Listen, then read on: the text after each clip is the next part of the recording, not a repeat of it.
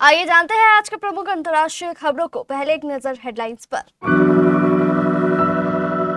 नोटपा से पहले गर्मी का कहर, दिल्ली यूपी में 45 डिग्री के पार तापमान। पीएम मोदी से सवाल पूछने वाली नॉर्वे की पत्रकार हेले के Facebook Insta account suspend.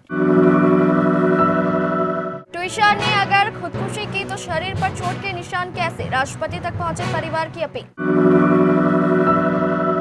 Trump और नेतन्याहू को मारने वाले को मिलेगा $5.8 करोड़ का इनाम।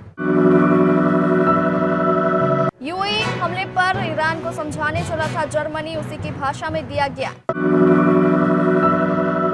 7 बार फेल होने के बाद मिली कामयाबी, सीनेट ने ट्रंप के युद्ध अधिकारों को सीमित करने का प्रस्ताव किया पास।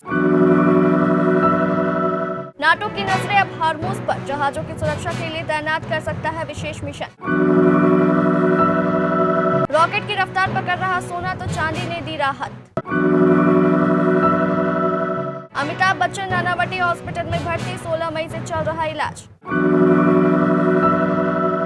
और 3 ओवर में लुटाए 54 रन, सुनील गावस्कर ने कहा अब कहां गई तुम्हारी पर्ची।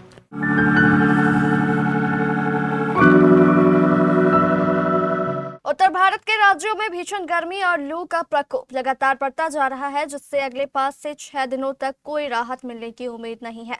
मौसम विभाग के अनुसार दिल्ली एनसीआर, उत्तर प्रदेश, पंजाब, हरियाणा और राजस्थान में तापमान सामान्य से कई डिग्री ऊपर बना रहेगा। उत्तर प्रदेश का बांदा जिला सबसे अधिक प्रभावित है। मंगलवार को लगातार तीसरे दिन बांदा एशिया ही नहीं बल्कि दुनिया का सबसे गर्म शहर रहा, जहां अधिकतम तापमान 48.2 डिग्री दर्ज किया गया। यह इतिहास में तीसरी बार है जब बांदा में 48 डिग्री सेल्सियस के पार पहुंचा है तापमान। नॉर्वे की पत्रकार हेले लेंग ने दावा किया है कि उनके इंस्टाग्राम और फेसबुक अकाउंट सस्पेंड कर दिए गए हैं। हेले नॉर्वे में संयुक्त मीडिया ब्रीफिंग के दौरान प्रधानमंत्री नरेंद्र मोदी से सवाल पूछने की कोशिश करने की वजह से चर्चा में है। हेले ने कहा कि उनको ऑनलाइन विरोध का सामना करना पड़ रहा है और उनके सोशल मीडिया अकाउंट सस्पेंड कर दिए गए हैं। हेले ने कहा कि वह इससे दुखी नहीं है और इसे बोलने की छोटी कीमत मानती है। हेले लेंग ने एक्स पर एक पोस्ट करते हुए कहा कि वह अपना इंस्टाग्राम एक्सेस नहीं कर पा रही है। उन्होंने अकाउंट के सस्पेंशन का नोटिस शेयर किया है, साथ ही फेसबुक अकाउंट भी सस्पेंड होने की बात कही है। हेले ने लिखा है कि प्रेस की आजादी के लिए यह एक छोटी सी कीमत है जिसका मैंने पहली बार अनुभव किया है। भोपाल में ट्विशा शर्मा की संदिग्ध मौत का मामला लगातार तूल पकड़ता जा रहा है। अब ट्विशा के परिवार ने राष्ट्रपति तक गुहार लगाते हुए मामले में निष्पक्ष जांच और न्याय की मांग की है। परिवार का आरोप है कि यदि ट्विशा ने आत्महत्या की थी तो उसके शरीर पर कई चोटों के निशान कैसे मिले। इसी सवाल को लेकर परिजन लगातार जांच एजेंसियों पर सवाल उठा रहे हैं। परिवार का कहना है कि ट्विशा शादी के बाद से मानसिक और शारीरिक प्रताड़ना झेल रही थी। उन्होंने दावा किया है कि मृतका ने अपने करीबी लोगों को कई बार ससुराल पक्ष द्वारा प्रताड़ित किए जाने की जानकारी दी थी। मामले में सामने आए पोस्टमार्टम और चोटों के विवरण ने संदेह और गहरा कर दिया है। शांति की कोशिशों के बीच एक बार फिर ईरान और अमेरिका में तनाव बढ़ता दिख रहा है। एक तरफ यूएस प्रेसिडेंट ईरान को फिर से हमले की धमकी दे रहे हैं, तो वहीं ईरानी सांसद अब एक ऐसे बिल लाने पर बात कर रहे हैं जिसके तहत डोनाल्ड ट्रंप और बेंजामिन नेतन्याहू को मारने वाले को $50.8 करोड़ का इनाम दिया जाएगा। ईरानी मीडिया के हवाले से अधिकारियों ने बताया कि सांसद एक कानून पर वोटिंग करने की तैयारी कर रहे हैं। इसके तहत अमेरिकी राष्ट्रपति डोनाल्ड ट्रंप, इजराइल के प्रधानमंत्री बेंजामिन नेतन्याहू या अमेरिकी सैन्य कमांडर एडमिरल ब्रैड कूपर को मारने वाले को यह भारी भरकम इनामी राशि दी जाएगी। ईरान को जर्मन चांसलर फ्रेडरिक मर्ज के हालिया बयान पर सख्त आपत्ति है। विदेश मंत्रालय के प्रवक्ता इस्माइल बाघई ने ऐतिहासिक जर्मन नाटक के ऐतिहासिक कैरेक्टर की याद दिलाई। वह कैरेक्टर जो अपनी गलतियों का ठिकरा दूसरों पर फोड़ने में माहिर था। ईरान की यह प्रतिक्रिया ने तुरंत तीखी प्रतिक्रिया व्यक्त की। ईरानी विदेश मंत्रालय के प्रवक्ता इस्माइल बाघाई ने कहा कि अमेरिका और इजराइल के परमाणु ठिकानों पर किए गए हमलों को सही ठहराने वाला देश अब अंतर्राष्ट्रीय कानून और क्षेत्रीय सुरक्षा की बात कर रहा है। बाघेई ने एक्स पर कहा कि अब एक कथित फॉल्स फ्लैग ऑपरेशन के बाद वही देश अंतर्राष्ट्रीय कानून का हवाला दे रहे हैं, जबकि यूएई ने भी आधिकारिक तौर पर ईरान को जिम्मेदार नहीं ठहराया।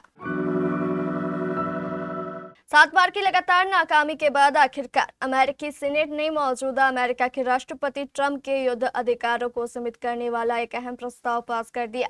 यह प्रस्ताव खास तौर पर ईरान के खिलाफ किसी भी सैन्य कार्रवाई को रोकने के लिए लाया गया है।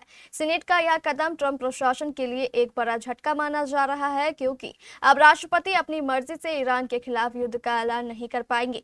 सीनेट में यह प्रस्ताव पर वोटिंग हुई। इस प्रस्ताव के पक्ष में 50 वोट पड़े, जबकि विरोध में 47 वोट आए। सबसे हैरानी की बात यही है कि मौजूदा अमेरिका के राष्ट्रपति ट्रंप की अपनी रिपब्लिकन पार्टी के 4 सांसदों ने बगावत करते हुए विपक्षी पार्टी का साथ दिया और प्रस्ताव के पक्ष में वोट किया।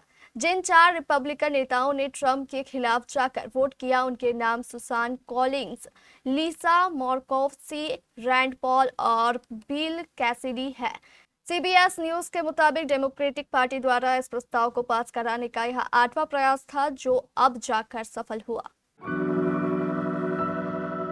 ट्रंप प्रशासन के ऑपरेशन एपिक फ्यूरी को ठुकराने के कई महीनों बाद अब नाटो खुद राजनीतिक रूप से महत्वपूर्ण हॉर्मुज जलडमरू मध्य में वाणिज्यिक जहाजों की सुरक्षा के लिए सैन्य मिशन भेजने पर गंभीरता से विचार कर रहा है। ब्लूमबर्ग की रिपोर्ट के मुताबिक गठबंधन के वरिष्ठ अधिकारी और राजनयिकों ने पुष्टि की है कि यदि जुलाई तक ईरान द्वारा लगाई गई नाकाबंदी नहीं हटाई गई तो नाटो जहाजों की सुरक्षा के लिए तैनाती की योजना पर काम कर रहा है। इस प्रस्ताव को नाटो के कई सदस्य देशों का समर्थन प्राप्त है, हालांकि अभी औपचारिक सहमति बाकी है। 7 से 8 जुलाई को तुर्की की राजधानी अंकारा में होने वाली नाटो नेताओं की महत्वपूर्ण बैठक में इस मुद्दे पर फैसला हो सकता है। आज सोने के भाव बढ़े हैं और 99.9% शुद्ध 24 कैरेट सोना 1,57,050 रुपए प्रति 10 ग्राम पर आ गया है। वहीं 22 कैरेट सोने की कीमत 1,43,960 रुपए प्रति 10 ग्राम है। इसके अलावा 18 कैरेट सोना आज 1,17,790 रुपए प्रति 10 ग्राम है। वहीं बात करें चांदी की, तो कल चांदी के दाम में बड़ी गिरावट आई थी। आज 99.9% शुद्ध चांदी 2,85,000 रुपए प्रति किलोग्राम पर है। यहाँ मल्टी कमोडिटी एक्सचेंज पर जून डिलीवरी वाला सोना कल 19 मई 2026 को मामूली 0.17% की बढ़त के साथ 1,59,674 रुपए प्रति 10 ग्राम के स्तर पर कारोबार कर रहा है। वहीं चांदी भी 0.65% लुढ़क कर 2,75,824 प्रति किलोग्राम के स्तर पर आ गई है।